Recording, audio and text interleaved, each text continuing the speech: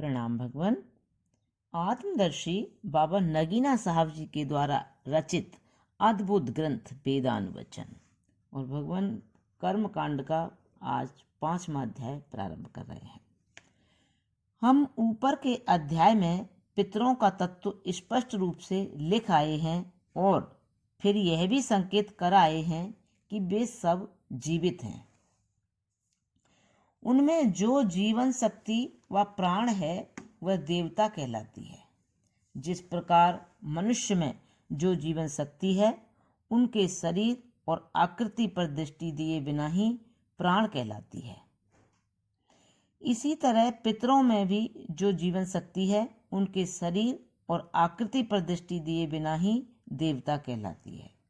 जैसे अग्नि में जो जीवन शक्ति है वह अग्नि देवता, दिन में जो शक्ति है वह दिन का देवता, शुक्ल पक्ष में जो जीवन शक्ति है वह शुक्ल पक्ष का देवता, उत्तरायण छमाई में जो प्राण है वह सठ मास का देवता और संवत्सर में जो प्राण है वह अर्श का देवता और सूर्य में जो प्राण है वह सूर्य का देवता कहलाती है। और यही पिताओं की भांति है जिसका ऊपर उल्लेख हो चुका है। इस तरह दूसरी माताओं की पांति में भी अंधेरी रात की जान यानी जीवन शक्ति रात का देवता, कृष्ण पक्ष की जान कृष्ण पक्ष का देवता एवं दक्षिणायन छमाई की जान दक्षिणायन देवता और चंद्रमा की जान चंद्रमा का देवता। तात्पर्य यह है कि छानबीन करने से सिद्ध हुआ कि क्या भौतिक और क्या आध्यात्मिक प्रत्येक वस्तु प्रजापति का अंग और उसी का अंश है और प्रत्येक उसी तरह जीवित है जिस तरह हमारे अंग जान रखते हैं और वही जान उसी का देवता कहलाती है।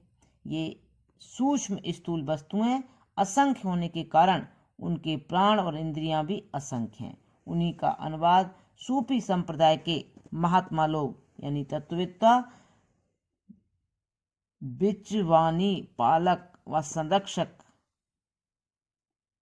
महात्मा लोग तत्ववेत्ता कहते हैं, मक्वल कहते हैं। वस्तुएं भी कुछ समष्टि हैं, वस्तुएं भी कुछ समष्टि हैं और कुछ व्यष्टि।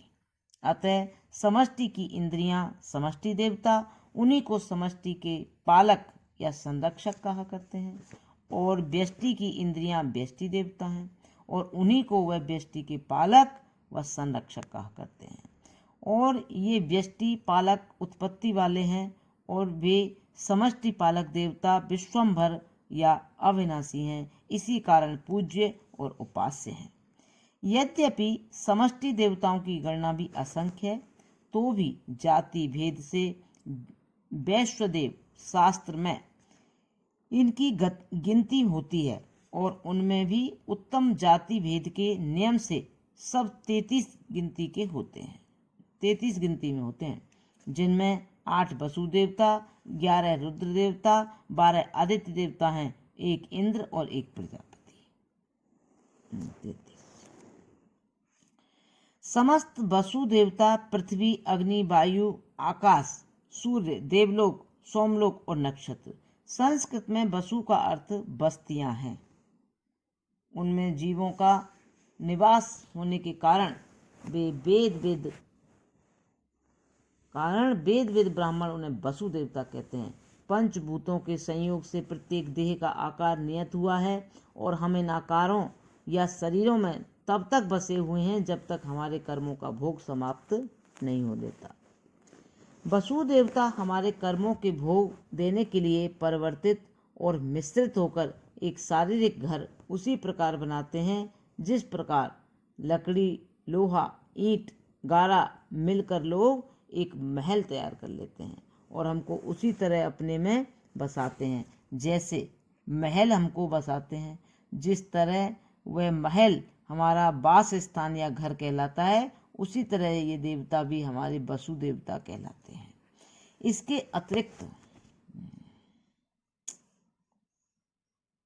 उसी तरह ये देवता भी हमारे वसु देवता कहलाते हैं। इसके अतिरिक्त पृथ्वी तो पार्थिवों के लिए,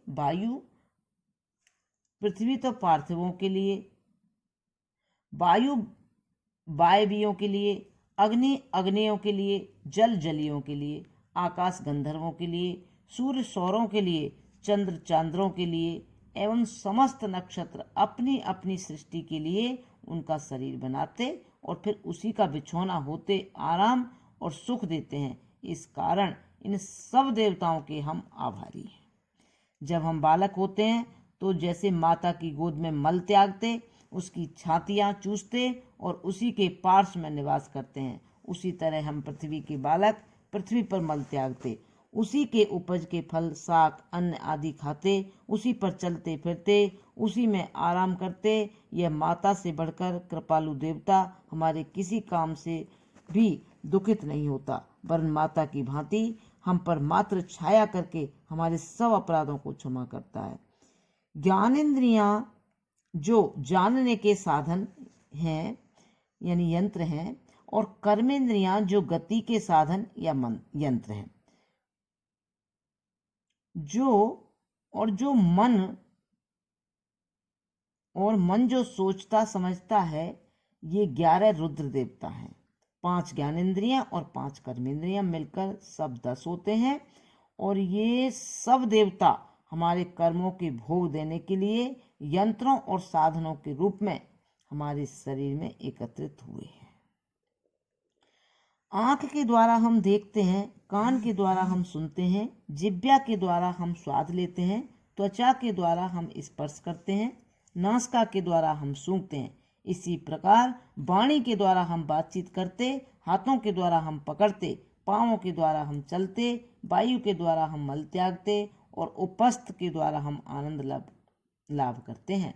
मन के द्वारा हम सोचते समझते हैं। समस्त देवता हमारे भोग के लिए साधन रूप होकर हमारे इस छोटे से महल में एकत्रित हुए हैं, और उसी तरह हमारे सहचर और अधीन हैं। जैसे ब्रह्मलोक के देवता हमारे पिता प्रजापति के सहचर और अधीन हैं। जिस प्रकार हमारा पिता प्रजापति समस्त ब्रह्मांड में राज्य करता है, उसी तरह हम भी उसके राजकुमार इस संक्षिप्त पिंड में राज्य करते हैं। जिस तरह ब्रह्मांड प्रजापति की राजधानी है, उसी तरह यह संक्षिप्त शरीर भी हमारी छोटी सी राजधानी है। देखो, बुद्धि हमारा दूरदर्शी विचारवान मंत्री है। मन दीवाने खास अर्थात मुख्य अधिकारी है। ज्ञानेंद्रियां दूत हैं, क्योंकि नेत्र दृश्य जगत में दौड़ता है। कान शब्द संसार में सिधारता है। नाक सुगंध और दुगंध की खबर लाती है। जिह्वा मिठाई और खटाई की लहरें दिखाती है। त्वचा शीत और उष्ण के प्रमाण पेश करती है। मन दीवाने खास होकर इन सब के संदेश मालूम करता है, और बुद्धि उसमें से भले बुरे की छांट करती है और स्वीकृत अस्वीकृत की सम्मति देती है। काम तहसीलदार है, क्रोध कोतवाल है, शक्ति जनरल है, मन की वृत्तियां असंख्य सेना हैं। इसी तरह यदि ध्यान दिया जाए और एक एक देवता की गणना की जाए तो असंख्य सेना, असंख्य कर्मचारी और असंख्य पदाधिकारी हैं, और वे सब मनुष्य राजकुमार के लिए प्रजापति की आज्ञा से न्याय और धर्म पूर्वक हमारे भोग के लिए एकत्रित हो रहे हैं और अपने अपने कार्य विशेष में निमग्न हैं। हमको चाहिए कि प्रजापति पिता का अनुसरण करके हम भी अपने सिंहासन पर आसीन होकर प्रत्येक काम की देखभाल करें और न्याय तथा धर्म पूर्वक उनसे बर्ताव करें, क्योंकि काम रूपी तहसीलदार यदि प्रजापति के नियम के विरुद्ध कुछ भोग चाहे तो चाहिए कि बुद्धि रूपी मंत्री की मंत्रणा के अनुसार क्रोध रूपी कोतवाल को उस पर चढ़ावे, जिसमें बस उसे दंड देकर व बुरा भला कहकर संयम के नियम की ओर बुलाएं। और यदि क्रोध रूपी कोतवाल भी इसी भांति नियमों का उल्लंघन करे तो काम रूपी तहसीलदार को उस पर उठावे, जिससे उस घमंडी को तप व्रत से दुर्बल करके उसे धर्म पर आरूढ़ करे। यदि वे ऐसा नहीं करते तो पिता का पदानुसरण करने से भागते हुए कृतज्ञता करते हैं। प्रणाम भगवान। अब यहाँ से आगे कर लेंगे। ओम शांति शांति शांति।